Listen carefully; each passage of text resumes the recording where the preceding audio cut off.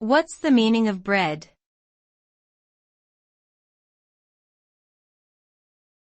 Bread.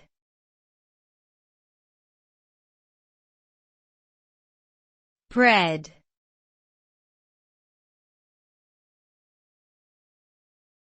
Bread.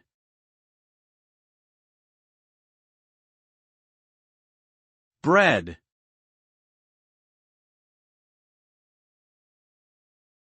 Bread refers to a staple food made from a mixture of flour, water, and yeast or another leavening agent. The dough is kneaded and left to rise before being baked in an oven or on a hot surface. Bread has been a dietary staple for thousands of years and is consumed in many cultures around the world.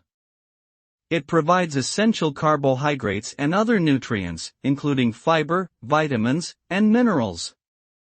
Bread comes in various forms, including loaves, rolls, and flatbreads, and can be used for sandwiches, toast, and as an accompaniment to meals.